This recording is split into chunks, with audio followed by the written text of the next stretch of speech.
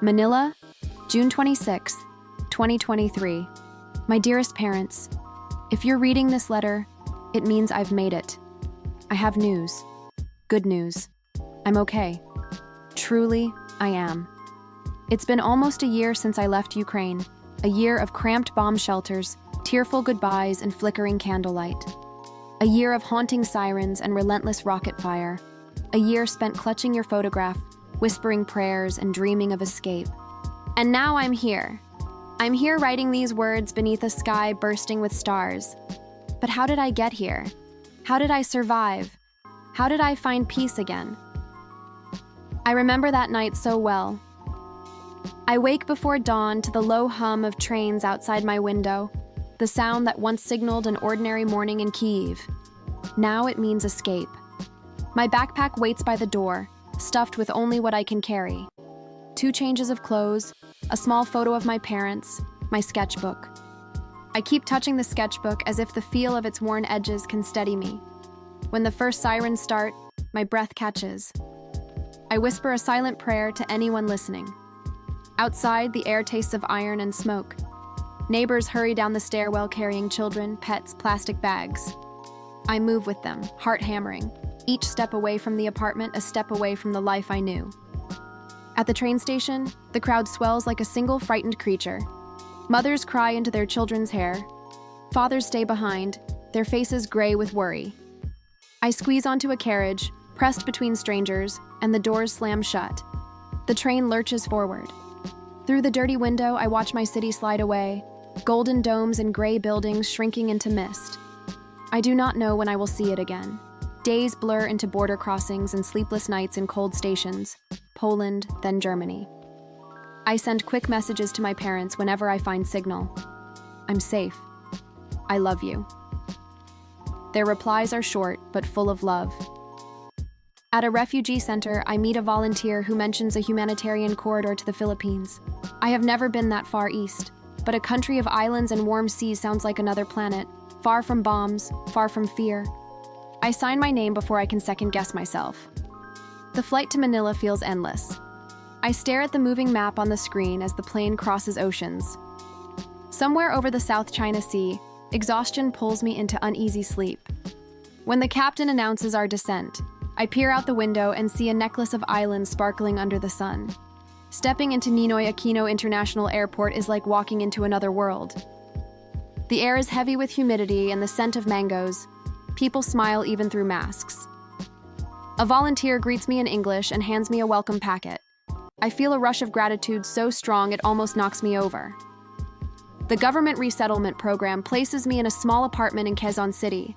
It's bare but clean, with a view of rooftops painted every color imaginable.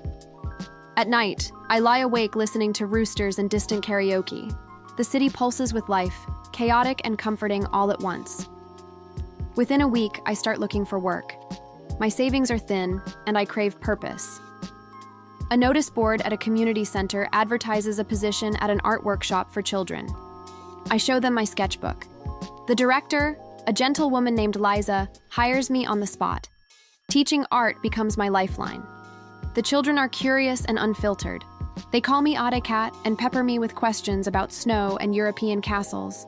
Their laughter fills the classroom like sunlight. Each day I arrive with new lessons, how to mix colors, how to tell a story through paint, and each day they give me something I didn't know I'd lost: hope. Months pass. Manila wraps itself around me with noisy warmth. Jeepneys rumble through traffic like painted dragons. Street vendors shout the day's specials.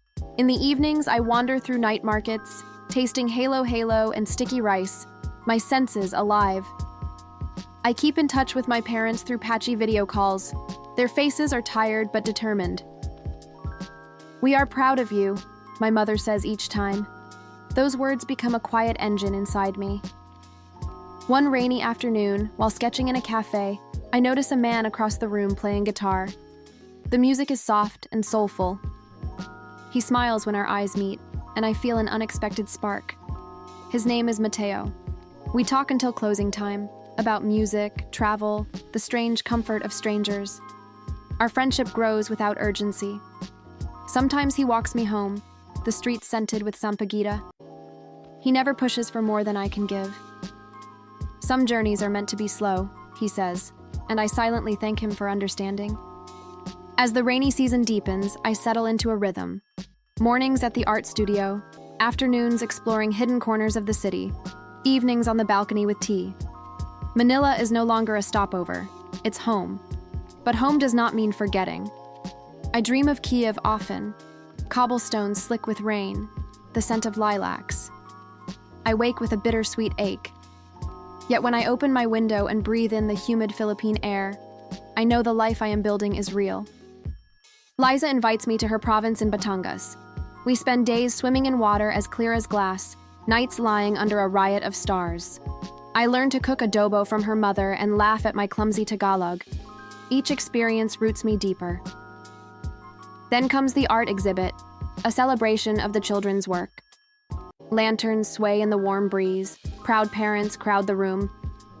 I watch my students explain their paintings with fearless joy, and I feel a surge of gratitude so fierce it brings tears. This is what survival can become, not just breathing, but creating. When the next rainy season arrives, I welcome the storms like old friends. Sometimes I stand in the downpour, arms outstretched, letting the warm rain soak me completely. Neighbors wave and laugh, but never question it.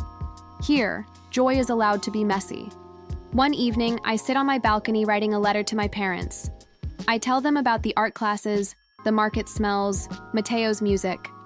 I end with a single line: I am happy. Truly, I am. The breeze carries the scent of rain and mango blossoms. Below, the city hums, jeepneys honk, someone strums a guitar, laughter drifts through the night. I close my eyes and feel the steady beat of my adopted home. I fled Ukraine to survive, but here in the Philippines, I have learned to live. I have found friendship, purpose, and the quiet miracle of everyday happiness. And as the stars appear one by one over Manila, I know that my journey, unexpected and extraordinary, has brought me exactly where I am meant to be. With all my love, Katya P.S. I send this letter with a dove. Doves bring good news, don't they? Like me, it finds peace after a long flight. Just like me, it rests now, having crossed the sea. So let this dove bring you comfort, Mama and Papa. Let it remind you that journeys, even the longest ones, can lead to the most beautiful destinations. Rest now. I am here. I am happy. Truly, I am.